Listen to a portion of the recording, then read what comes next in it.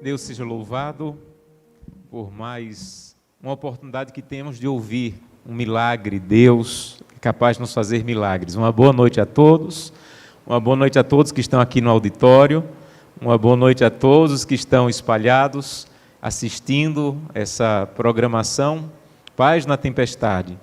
Nossos queridos irmãos da União Norte Brasileira, do Amapá, talvez você esteja aqui no estado do Maranhão, onde estamos, ou no Pará, Deus seja louvado. Essa semana de oração, nós inicialmente pensamos em fazer apenas aqui na Igreja do Casle. Nós agradecemos a recepção aqui da Igreja do Casle. E inicialmente seria uma semana de oração para a Igreja do Casle. Mas as coisas começaram a tomar uma outra proporção e agora temos a oportunidade de, a partir aqui da Igreja do Casle, por isso eu agradeço a Igreja por estar nos recebendo para abençoar outras igrejas em outros lugares. Algumas semanas atrás estivemos juntos na semana de oração Primeiro Deus em Minha Casa, e eu recebi muitas mensagens de pessoas que assistiram às mensagens, que pela palavra de Deus foram profundamente tocadas, e eu louvo a Deus por isso. E hoje nós vamos pedir mais uma vez que aquilo que aconteceu na semana Primeiro Deus em Minha Casa aconteça novamente, porque não foi por causa de um homem, não é quem prega, é o poder da palavra de Deus. E a palavra de Deus vai ser aberta mais uma vez, e pode mais uma vez falar poderosamente ao nosso coração.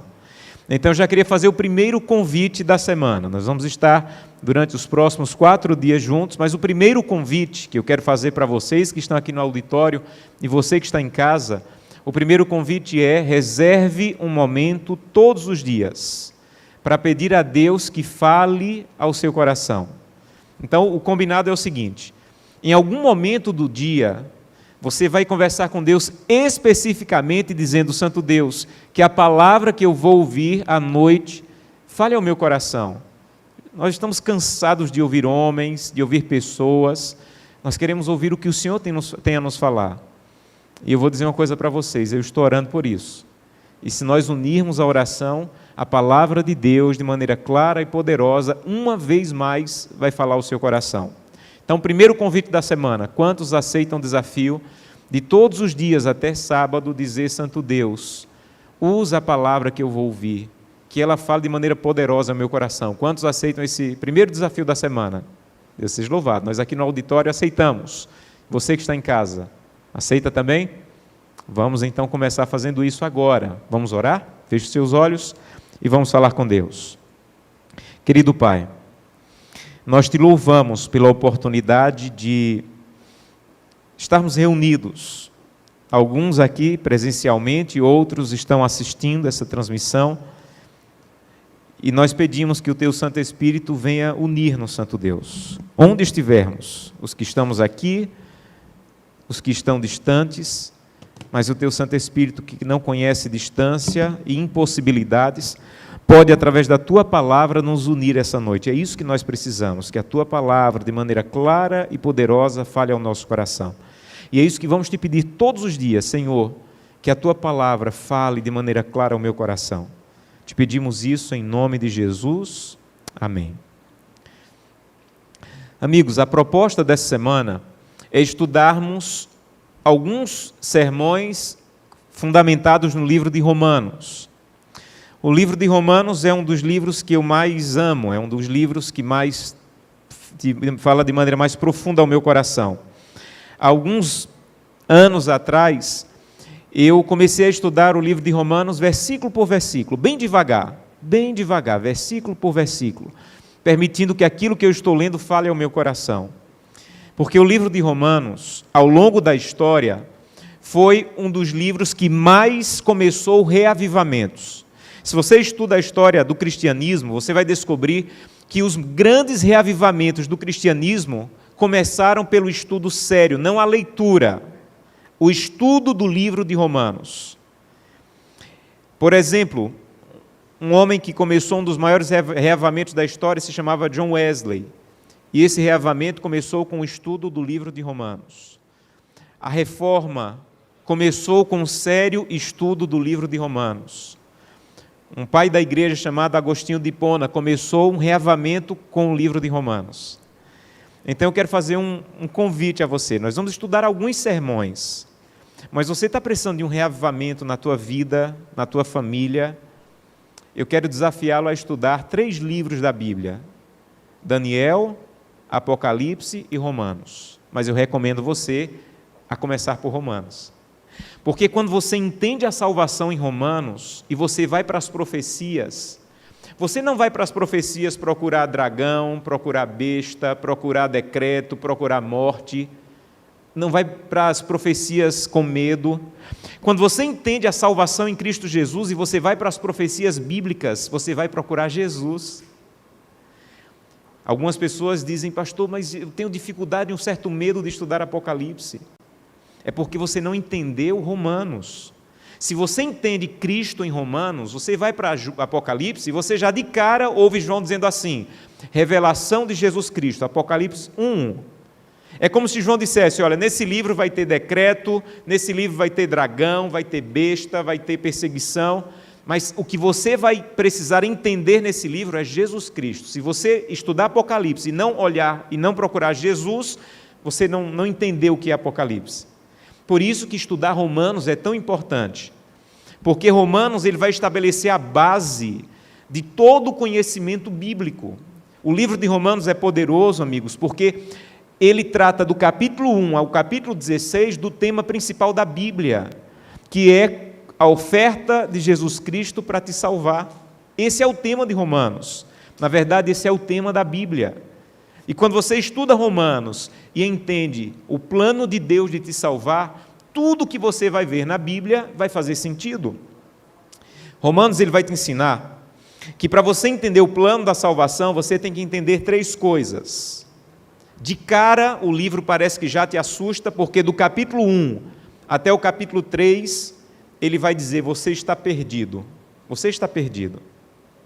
Você nunca vai entender a salvação se você não entender quão perdido você está. Romanos, ele começa dizendo: você está perdido. Não importa se você é judeu, se você é grego, não importa, você está perdido. Romanos começa como um médico que vai te dar um remédio, mas antes de te dar um remédio, ele vai dizer a gravidade da doença, para você poder levar a sério o uso do remédio. Então, antes de apresentar a salvação, Romanos começa apresentando a perdição. Antes de dizer o que está ofertado para você, através de Cristo, Romanos vai começar a dizer quem você é diante de Cristo. Há um autor chamado Thomas Watson que ele diz assim: enquanto o pecado não for amargo, Jesus Cristo não será doce. Vou repetir: enquanto o pecado não for amargo, Jesus Cristo não será doce. Então Romanos começa dizendo: o pecado é amargo. Aí ele continua no capítulo, a partir do capítulo 3, dizendo como Deus decidiu te salvar. E tem pessoas que pensam que o livro de Romanos é apenas para dizer que Jesus Cristo morreu para te salvar. Na verdade, a maior parte do livro de Romanos não é dizendo que Jesus morreu para te salvar. A maior parte do livro de Romanos é dizendo o que acontece na vida de quem foi salvo. Então, às vezes, a gente olha para a salvação ou pensando que é apenas alguma coisa que aconteceu na cruz e ponto final, ou alguma coisa que vai acontecer quando Jesus voltar. E Romanos vai dizer: entre a cruz e a volta de Jesus, alguma coisa precisa acontecer na sua vida. Por exemplo, Romanos capítulo 13. Abra sua Bíblia, primeiro texto dessa noite. Romanos capítulo 13. Esse texto de Romanos 13 faz parte de centenas de textos bíblicos que falam sobre a volta de Jesus. Romanos capítulo 13, a partir do verso 11, diz assim: e digo isto, Romanos capítulo 13, a partir do verso 11, e digo isto a vós outros que conheceis o tempo, já é hora de vos despertardes do sono, porque a nossa salvação está agora mais perto do que quando a princípio cremos. Vai alta a noite, vem chegando o dia, deixem, pois, as obras das trevas, revista-se das armaduras da luz, ande dignamente como em pleno dia, não em orgias, não em bebedices, não em impudícias, não em dissoluções, não em contendas, não em ciúmes, mas revesti-vos do Senhor Jesus Cristo, e nada disponhais para a carne, no tocante às suas concupiscências. Esse texto está falando sobre a volta de Jesus. Está chegando, acorda, desperta. A volta de Jesus é apresentada na Bíblia várias vezes como amanhã, está começando o dia, vai ser o dia da eternidade. Ele diz assim, está chegando o dia, está amanhecendo, está acabando a noite, acorde, desperte. E sabe o que tem em comum entre os textos que falam sobre a volta de Jesus? Pode olhar todos os textos. Os textos sobre a volta de Jesus têm uma coisa em comum, eles não respondem várias perguntas. Não adianta. Você pode procurar qualquer texto sobre a volta de Jesus que você não vai descobrir o dia que ele volta. Procure qualquer texto sobre a volta de Jesus que você não vai descobrir o ano que ele volta. Não adianta. Procure qualquer texto, você não vai descobrir o nome de quem vai ser salvo, o nome de quem vai se perder, a hora, o dia. Não adianta. E se não fala isso, se Jesus não explica isso, é porque ele sabe que isso não é. Mas os textos sobre a volta de Jesus, ao invés de enfatizar essas coisas, ele enfatiza o que Jesus Cristo vai vir fazer. Sabe o que é que Romanos acabou de dizer para você? Que Jesus Cristo vai voltar a essa terra para salvar aqueles que se revestiram de Cristo. Então Jesus não fala sobre o dia que ele vem, ele fala sobre quem será salvo. Olha para o sermão profético de Cristo, por exemplo. Abre lá, Mateus. Vamos lá para Mateus. Mateus, vamos começar por Marcos, Marcos 13. Depois nós vamos para Mateus, mas vamos logo para Marcos capítulo 13, verso 26. Marcos 13, verso 26. Diz assim, Marcos 13, verso 26 e 27. Então, verão o Filho do Homem vir nas nuvens com grande poder e glória. E ele enviará os anjos para fazer o quê? O que é que Jesus vai vir fazer nessa terra? Reunir os seus escolhidos dos quatro ventos, da extremidade da terra até a extremidade do céu. Que dia? Não responde. Que horas? Não diz. Qual é o nome deles? Não diz. Mas sabe o que é que diz? Jesus Cristo está voltando para reunir os seus servos. Romanos diz, ele vai vir para reunir os que se revestiram de Cristo. Então, a ênfase, amigos, da volta de Cristo é, ele vai vir reunir pessoas que aprenderam a andar com ele. Essa é a ênfase. A ênfase do livro de Romanos, o objetivo é te responder o que você faz para ser um desses escolhidos. O que é que você faz para ser um dos que vão receber a salvação em Cristo Jesus? Essa é a ênfase. E aí, Romanos vai falar muito esses dias para a gente. Vai dizer assim, olha, você vai ser salvo porque Deus ofertou a salvação para você. O dia mais feliz da minha vida foi o dia que eu descobri que Jesus Cristo me ofertou a salvação. O dia mais feliz da minha vida foi o dia que eu descobri que Deus decidiu me salvar, não pelo que eu faço, mas pelo que Ele fez. Sabe qual foi um dos dias mais felizes da minha vida? Foi o dia que eu descobri que eu não precisava guardar sábado para conseguir a salvação. Eu não precisava devolver dízimos e ofertas para conseguir a salvação. Eu não precisava dar cestas básicas para conseguir a salvação. O dia mais feliz da minha vida foi o dia que eu descobri que Jesus Cristo me oferta a salvação. Pastor, mas vem cá. Alguém me apresentou aqui como diretor de mordomia cristã. E mordomia cristã ensina, entre outras coisas, a guardar sábado, a devolver dízimos e ofertas, a usar os dons para ajudar pessoas. Então, se o Senhor está dizendo que eu não preciso fazer nada disso para conseguir a salvação, então por que vocês ensinam a fazer isso? É isso que Paulo quer fazer entender. Paulo quer dizer, você é salvo pelo que Cristo fez por você. Você precisa entender o amor de Deus por você antes de querer fazer qualquer coisa por Deus. O problema de muitos cristãos é que eles dizem, eu tenho que fazer alguma coisa. E Paulo está dizendo, você só tem que aceitar o que já foi feito. É por aqui que a vida cristã começa. A vida cristã não começa pelo que eu tenho que fazer. A vida cristã começa pelo que foi feito por mim. Se Jesus perguntasse para qualquer um, você perguntasse para Jesus, qualquer um de vocês perguntasse para Jesus, Jesus, por que você ama tanto Josanã? Porque como eu sinto o amor de Deus por mim. E se qualquer um de vocês perguntassem a Deus, Deus, por que você ama tanto Josanã? Ele não ia dizer, porque ele guarda o sábado, porque ele devolve dízimo, porque ele é pastor, porque ele dá estudos bíblicos. Se alguém perguntasse a Deus, por que você ama Josanã? Ele ia dizer, porque eu decidi amar Josanã. Acabou. Acabou. E esse foi o dia mais feliz da minha vida. Foi o dia que eu entendi, Deus me ama. E Deus não me ama quando eu estou vestido de pastor. Deus não me ama quando vocês olham para mim pregando e dizem assim, olha como ele prega. Deus me ama até quando eu tenho vergonha de mim mesmo. Mesmo ali ele me ama. Então você só pode entender o cristianismo se você entender isso. Um dia um homem que tinha 4 filhos, os 4 davam muito trabalho, muito trabalho. Mas ele amava tanto aqueles filhos. E alguém perguntou, por que você ama tanto os teus filhos se eles dão tanto trabalho? E o homem disse, porque eles são meus filhos. Acabou. Porque Deus te ama. Por que Deus te ama? Porque Ele escolheu ser teu pai e decidiu te chamar de filho.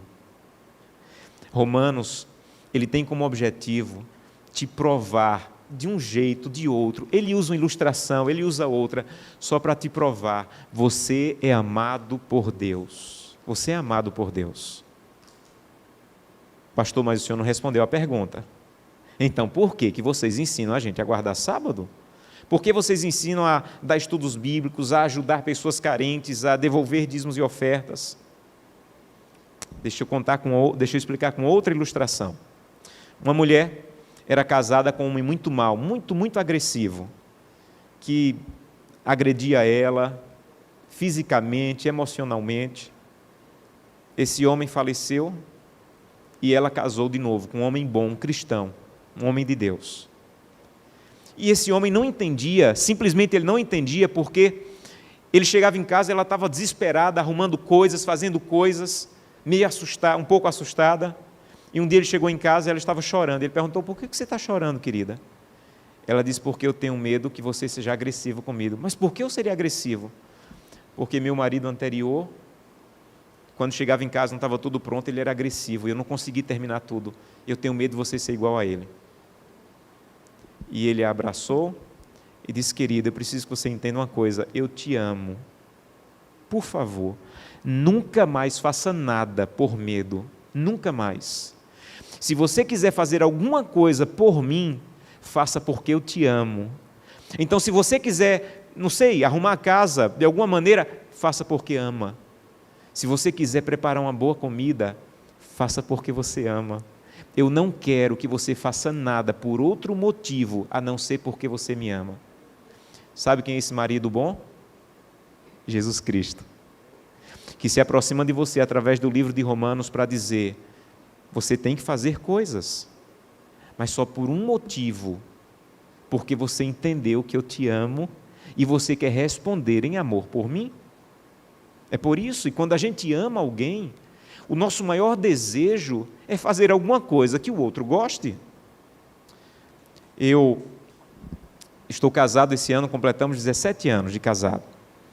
E quando eu comecei o ministério, era solteiro, morava no interior, era pastor no interior de Pernambuco, cuidava de 22 cidades. Morava numa cidade, mas como era solteiro, não tinha o que fazer em casa, ia visitar as igrejas. Eu passava em média 2, 3 dias por mês na casa, na minha casa. Os outros era visitando, viajando, atendendo às igrejas. E um dia, pertinho do final do mês, eu estava na cidade onde eu tinha a minha casa e tinha um pouquinho de dinheiro só para aguentar até receber de novo. Como eu era solteiro, não sabia cozinhar, como não sei até hoje, não tinha nada em casa. Tinha biscoito, água e só, porque eu sempre comia fora. E aquele dinheiro que eu tinha era o dinheiro certinho para eu comer até receber de novo, não tinha mais dinheiro. E aí eu estava visitando os irmãos, passei em frente a uma vitrine e vi 2 bonequinhos de porcelana, um menininho e uma menininha. Quando juntava os dois, formava um coraçãozinho. Eu pensei, minha noiva vai gostar, Gleice, vou comprar. Entrei na loja, perguntei quanto era, o dinheiro que eu tinha só dava para comprar e enviar pelo correio. Pensei, não tenho dinheiro, se eu comprar e enviar pelo correio, eu vou ficar com fome, não tenho nada em casa. E saí. E o dia inteiro aquilo na cabeça, como ela vai gostar, como ela vai gostar, como ela vai ficar feliz. Eu não aguentei. Voltei na loja, comprei o negócio, embalei, mandei pelo correio e fui para casa comer biscoito creme crack com água. Foi a janta. No outro dia de manhã fui tomar café da manhã, biscoito creme crack com água. Meio-dia fui fazer visitas. Vou visitar a irmã Terezinha na hora do almoço. A hora boa de visitar é a hora do almoço. Bati na casa da irmã Terezinha. Ela disse, ô pastor, já que chegou o almoço, eu digo, ô irmão, já que insiste, eu almoço mesmo. Pensem numa semana difícil. No final de alguns dias lá, depois da semana, ela recebeu a encomenda, só faltava passar pelo telefone dizendo, como eu achei lindo, como eu gostei, muito obrigado. E eu pensando, você não sabe a fome que eu passei para você ganhar esse presente. Mas eu estava feliz? Claro que eu estava. Sabe por quê? Porque a pessoa que eu amava estava sorrindo. Isso é cristianismo. É isso que Paulo está tentando ensinar. Você não pode guardar o sábado porque você quer conseguir alguma coisa de Deus. Você tem que guardar o sábado porque Deus já te deu o que você precisava na cruz do Calvário. Agora você quer passar um dia com o Deus que te salvou. Por isso eu guardo o sábado. Você vai levar cestas básicas, não é porque se você levar cestas básicas, Deus vai olhar, vai dizer assim, olha como ele está sendo bonzinho. Não, eu levo cestas básicas porque o amor de Deus no meu coração é tão grande que eu não posso guardar só comigo. Eu tenho que estender para outras pessoas. Então toda a fidelidade, e é isso que Jesus vai vir fazer, ela é baseada em entender o que Jesus fez por mim. Agora, você entendeu o que Jesus fez por você? Agora você tem que viver à altura daquilo que Jesus fez por você. É por isso que Paulo diz no capítulo 13, é por isso que ele diz no capítulo que nós lemos de Romanos 13, ele diz assim, olha, você tem que, primeiro, nada dispor para os pecados da carne. Segundo, andar dignamente como um cristão. Terceiro, não ter nada na sua vida das obras das trevas. Por quê? Porque você se revestiu de Cristo. Então, quando eu me revesti de Cristo, não vai sobrar nada, porque eu estou revestido de Cristo. Não vai sobrar nada para o pecado, eu vou obedecer. Eu vou andar de acordo com a vontade de Deus. É por isso que um dos textos, das palavras que Paulo mais usa em Romanos é em Cristo, em Cristo, em Cristo, em Cristo. Vários capítulos terminam assim. Olha lá, Romanos 5. Olha como termina Romanos 5. Romanos 5, verso 21. A fim de que, como o pecado reinou pela morte, assim também reinasse a graça pela justiça, para a vida eterna, em Cristo Jesus nosso Senhor. Capítulo 6, verso 23. Porque o salário do pecado é a morte, mas o dom gratuito de Deus é a vida eterna em Cristo Jesus nosso Senhor. Capítulo 7. Graças a Deus em Cristo Jesus nosso Senhor. Capítulo 7, verso 25. Capítulo 8, verso 39. Nem altura, nem profundidade, nem qualquer outra criatura poderá separar-nos do amor de Deus de quem está em Cristo Jesus nosso Senhor. Em Cristo, em Cristo, em Cristo, em Cristo. Se você está em Cristo, você vai aprender a andar com Ele e vai ser transformado. E sabe quem você vai ser? Esse fiel que Jesus disse que os anjos vão vir reunir, lá em Marcos. Sabe quem você vai ser? Você vai ser esse que Romanos diz que vai se revestir de Cristo e que vai ser transformado. Então, o que Jesus quer é que você entenda que estando em Cristo, alguma coisa tem que acontecer na sua vida. E se você está em Cristo, as suas obras vão agradar a Deus. Diz que um dia, Francisco de Assis estava capinando o quintal dele. Capinando. E alguém disse assim, Francisco de Assis, se Jesus voltasse daqui a 1 hora, o que é que você ia fazer? E ele calmamente disse, se Jesus voltasse daqui a 1 hora, ia dar tempo eu terminar de capinar o quintal. Porque quem está em Cristo, está bem. Quem está em Cristo não precisa saber se ele vai voltar daqui a 1 hora. Quem está em Cristo não se assusta se ele vai voltar daqui o mês que vem. Eu estou em Cristo, eu estou acordando com Ele, eu estou caminhando com Ele. As minhas obras são de alguém que aprendeu a andar com Cristo. Deus está me transformando em um fiel. A mesma coisa Jesus fala no Mateus 25. Vai lá para Mateus 25. Olha quem são os salvos em Mateus 25. Lembra que Mateus 25 é o sermão profético de Cristo. Mateus 25 diz assim, verso 21. Mateus 25, 21. Disse-lhe o Senhor, muito bem, servo bom e o quê? Fiel. Foste fiel no pouco, sobre o muito te colocarei. Entra na alegria do teu Senhor. Sabe o que é isso aqui? É o que os salvos vão ouvir quando Jesus voltar. Sabe o que é que os salvos vão ouvir quando Jesus voltar? Seja bem-vindo, fiel. Por que sou fiel, Senhor? Porque você aprendeu a andar comigo e eu transformei você. E você começou a fazer coisas, não para conseguir a salvação, mas você começou a fazer coisas que quem vai morar no céu faz. Essa é a vida cristã. Aprender a andar com Cristo e fazer coisas com a ajuda de Cristo que quem está salvo faz. Para conseguir a salvação? Não.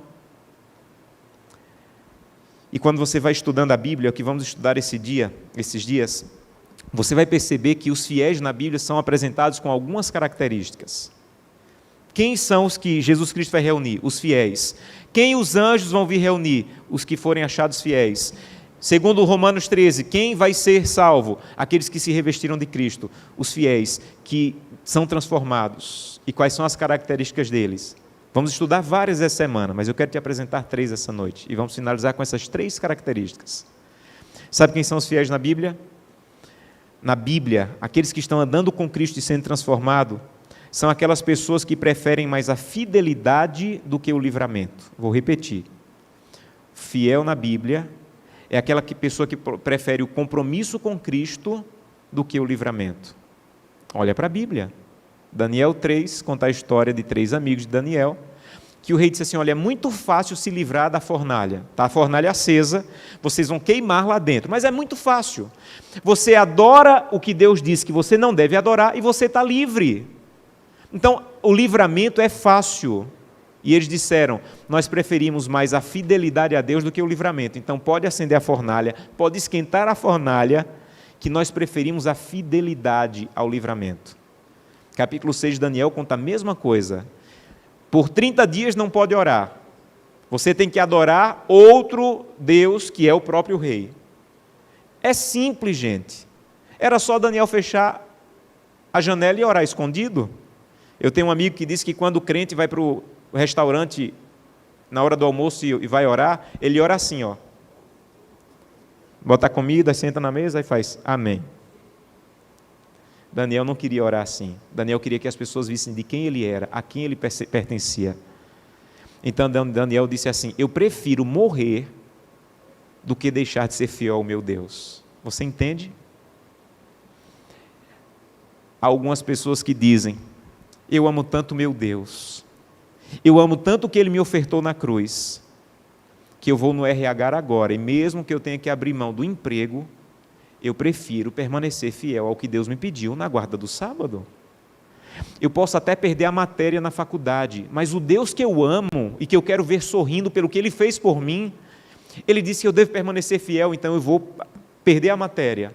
Mas eu não abro mão da fidelidade. Então, fidelidade na Bíblia, esses que os anjos vão vir reunir, são pessoas que preferem a fidelidade mais do que o livramento. Segunda característica, os fiéis da Bíblia são aqueles que dizem assim, eu prefiro o que Deus diz, mesmo que pareça absurdo, mas se o que Deus diz é o que eu vou fazer. Por exemplo, eu prefiro acreditar no que Deus acredita, mesmo que seja absurdo. Você conhece o pai da fé? Nós dizemos que o nome dele é Abraão, mas na verdade, por 99 anos ele se chamava Abrão. Abrão, Gênesis 17 diz que quando ele tinha 99 anos é que mudou de nome. Abrão significa pai exaltado, pai ilustre. Já era um absurdo chamar alguém que não tinha filho de pai exaltado. Aí com 99 anos Deus aparece para eles assim, teu nome não vai ser mais pai exaltado, teu nome agora vai ser pai de multidões. Na nossa cultura nós não entendemos isso, Porque a gente ouve Abraão e não entende o significado. Alguém tem que explicar que Abraão significa pai de multidões e que Abrão significa pai exaltado. Mas na cultura de Abraão, era mais ou menos assim. Imagina essa cena comigo. Uma caravana está passando em frente à tenda de Abraão, indo para o Egito. E eu não acho difícil que isso tenha acontecido, porque Abraão era muito hospitaleiro. Então ele diz ao pessoal da caravana: parem, eu vou dar água para os camelos, vou fazer comida para vocês, vou tratar vocês bem. E aí eles ficam impressionados com ele, e dizem assim: como é teu nome? Ele diz assim: meu nome é Pai Exaltado, porque quando ele dizia Abrão, as pessoas já entendiam o significado do nome, não Abrão, mas no hebraico eles entendiam Pai Exaltado. Aí eles diziam: Pai Exaltado, que maravilha, cadê teus filhos? Aí Abrão dizia: não tenho nenhum. Aí, meu amigo, eu acho que ninguém se aguentava na risada. KKK, como é que pode? Pai Exaltado não tem um filho. Quem é que bota o nome de Pai Exaltado se não tem filho? Como é que você diz que é pai se não tem filho? E saíam rindo para o Egito. 6 meses depois, voltavam. E aí, Pai Exaltado, como é que está? Aí Abraão diz assim: o meu Deus me apareceu alguns meses atrás e mudou meu nome. Ah, ainda bem que mudou teu nome. Parou essa loucura, né? Como é teu nome agora? Meu nome agora é Pai de Multidões. Aí é que o povo não se aguentava de rir. Você é louco? Quem é que acredita nisso? Quem é que acredita que um homem que não tem filhos vai ser pai de multidões? Aí eu imagino Abraão com o rosto bem sério dizendo: o meu Deus acredita. E se o meu Deus acredita, eu acredito também. É um absurdo guardar sábado. É um absurdo guardar sábado. Quem é que acredita que na época de hoje ainda precisa guardar sábado? O meu Deus acredita, está na Bíblia. E se ele acredita, eu acredito também. É um absurdo, num momento desse que a economia está, é um absurdo ser fiel nos dízimos e ofertas. Quem é que acredita nisso? O meu Deus acredita. E se ele acredita, eu acredito junto. Porque fidelidade é acreditar no que Deus acredita, mesmo que pareça absurdo. Isso é fidelidade. Para me salvar? Não. Mas porque fui salvo e quero caminhar com Cristo e ser transformado por Ele. Último, para terminar, última característica dos fiéis que vamos estudar hoje. Apocalipse capítulo 2, verso 10. Terminamos com esse texto. Apocalipse capítulo 2, verso 10. Diz assim: não temas, não temas. Mas Deus, está difícil essa pandemia. Não temas. Mas Senhor, o desemprego bateu a porta. Não temas. Mas Senhor, se eu me mantiver fiel na guarda do sábado, eu vou perder o emprego. Não temas. Mas Senhor, se eu compartilhar o que eu tenho, vai faltar. Não temas. Não temas as coisas que tens de sofrer. Eis que o diabo está para lançar em prisão alguns de vós, para ser dispostos à prova, tereis tribulação de 10 dias. Sê fiel até a morte, e dar-te-ei a coroa. Sabe quem são os fiéis na Bíblia? São aqueles que o desejo pela coroa é maior do que o desejo pelo livramento. Eu prefiro a coroa do que o livramento. Eu prefiro o que Deus tem para mim do que o que o mundo está me oferecendo. Isso é um fiel na Bíblia. Isso é um fiel na Bíblia. Eu não sei se você entendeu bem o título da semana de oração, da meia semana de oração. Sabe qual é o título da meia semana de oração? Não é paz sem tempestade. O título da semana de oração é paz na tempestade. Se você espera ouvir sermões de um pastor que vai dizer assim: olha, fica tranquilo, tudo vai melhorar, seus problemas vão acabar. Eu não tenho autoridade bíblica, nem base bíblica para dizer isso. Sabe o que eu tenho autoridade bíblica para dizer? Você vai ter aflições. Mas se você quer a cada dia se revestir de Cristo, Ele vai te ajudar a enfrentar as tempestades dos últimos dias, que a cada dia vão se tornar mais difíceis. Eu não tenho autoridade bíblica para dizer: fica tranquilo, vem para cá, faz parte da minha igreja e tudo vai melhorar na tua vida. Não. Sabe o que é que eu tenho autoridade bíblica para dizer? Até o fim dos tempos, independente da dor, Deus vai estar do teu lado. Ser fiel até a morte. Deus vai te dar paz em meio à tempestade que você está enfrentando no teu casamento. Quando você for a Cristo e se revestir de Cristo. Deus vai te dar paz em meio à tempestade que você está enfrentando na tua vida pessoal. Quando você for a Cristo e se revestir de Cristo. Deus vai te dar paz na tempestade que você está enfrentando na tua vida financeira. Quando você for a Cristo e se revestir de Cristo. E você vai ter força para continuar. Você vai ter força para marchar. Pastor, e já tem alguém que está fazendo isso? Já tem alguém que está andando assim? Já. E eu quero te apresentar o Luiz essa noite. Eu quero convidar o Luiz para vir com o pastor João. Sabe quem é o Luiz? É um homem que me disse agora mesmo aqui do lado: pastor, eu cansei de ser frio ou morno. Eu cansei. Eu não quero mais isso. O Luiz, ele conheceu a igreja inicialmente através da Novo Tempo.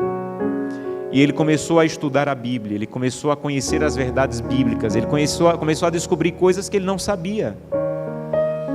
Ele já amava a Cristo, ele já conhecia alguma coisa de Deus, mas ele descobriu que ele não queria apenas conhecer Deus cognitivamente, saber de algumas coisas, ele queria se entregar a Deus e caminhar com Deus. E o Luiz me disse agora há pouco: pastor, a minha decisão é consciente, eu entendi que o batismo é apenas a linha de partida, que agora vai ter a caminhada de toda a vida, para me revestir de Cristo, ser transformado por Cristo e ser usado por Cristo. Luiz, nós estamos te recebendo agora como igreja, mas o céu está te recebendo como mais um dos que foram salvos e resgatados na cruz do Calvário. Aquilo que você acabou de dizer é o que eu tentei pregar hoje à noite.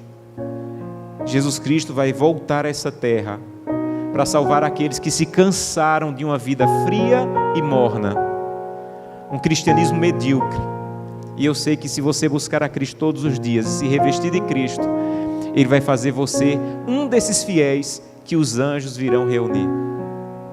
Pastor João, muito obrigado por esse momento, por compartilhar esse momento.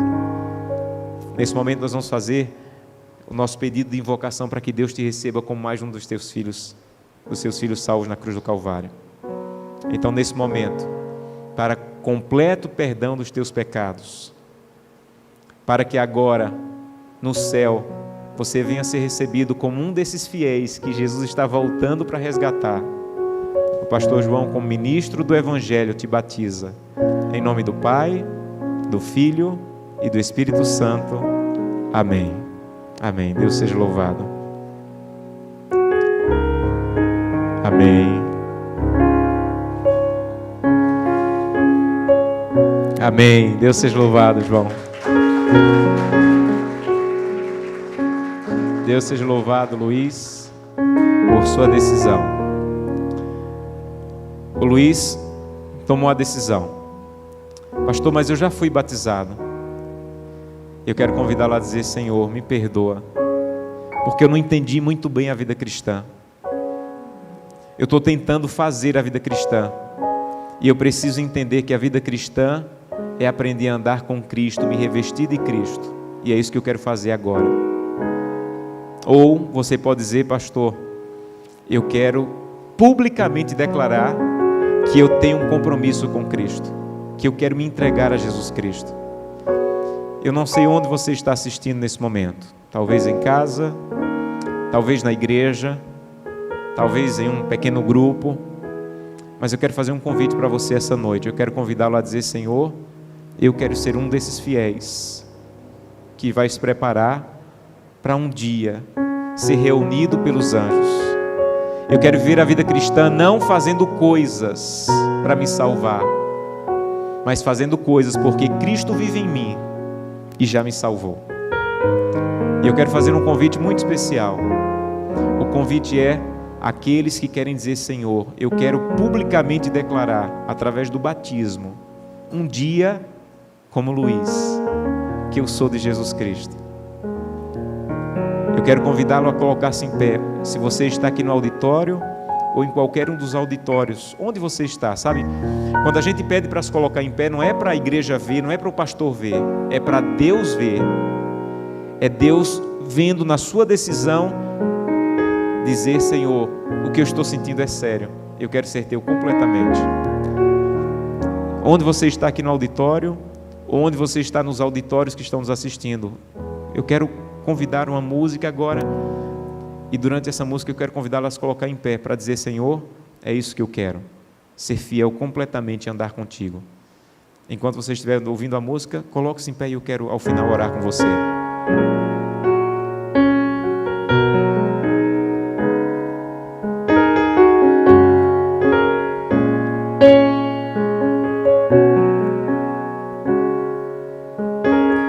Nos combates tenho sido vencedor, mas ao vencer eu também posso me ferir. Dizem por aí que a minha força é demais, sem ver que no meu peito eu escondo meu pesar. Saibam, pois, que ao cair eu oro ao meu Deus.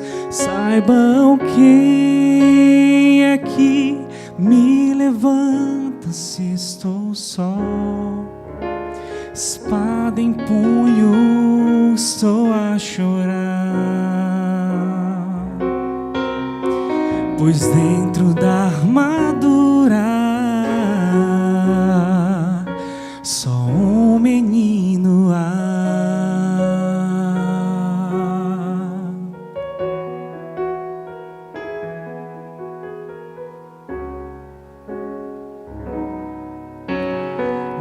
Destemido busco encontrar a paz, mas de Jesus a armadura é voraz. Falam por aí que a mim ninguém vai derrotar, se ver meus inimigos que me tentam sem parar. Saibam, pois, que ao cair eu oro ao meu Deus. Saibam quem é que me levanta se estou só. Espada em punho, sou a chorar, pois dentro da armadura só um menino há. Saibam, pois, que ao cair eu oro ao meu Deus. Saibam quem é que me levanta se sou só. Espada em punho, estou a chorar, pois dentro da armadura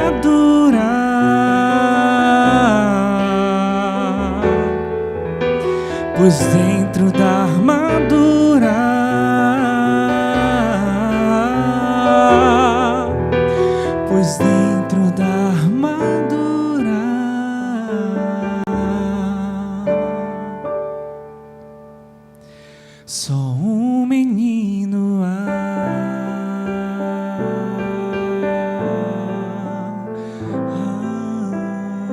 Amém. Feche os seus olhos, vamos falar com Deus. Querido Pai, eu te peço que essa noite, onde centenas de pessoas estão assistindo, elas possam ter recebido a presença do Teu Espírito dizendo: Jesus Cristo morreu para provar que te ama. Ele morreu para te salvar. Mas Ele quer transformar você a cada dia. Ele quer tornar você em alguém que vai estar pronto por caminhar com Cristo, por permitir que Ele te transforme, para viver eternamente no céu. E isso é através da fidelidade, do compromisso com a causa de Deus, a obediência aos mandamentos de Deus. Santo Deus, eu imagino que existam pessoas aqui nos auditórios que estão dizendo: eu quero entregar publicamente a vida a Jesus através do batismo. Santo Deus, eu te peço que dê um forte abraço no coração, na vida dessas pessoas, para que essa decisão não fique apenas nas palavras, mas se torne verdade no dia que elas entrarem nas águas do batismo, dizendo: eu quero ser um desses fiéis. E há tantos outros que já tomaram essa decisão, mas que não entenderam ainda que essa decisão do batismo precisa se renovar a cada dia, na presença de Cristo, para que a cada dia eu me torne mais semelhante a Jesus. Ajuda-nos, Santo Deus, a entender isso. Nos dá uma boa noite em paz, que amanhã mais uma vez possamos ser convidados por Teu Santo Espírito para continuar entendendo o Teu plano de nos salvar e nos transformar através do livro de Romanos. É o que te pedimos em nome de Jesus. Amém. Amém.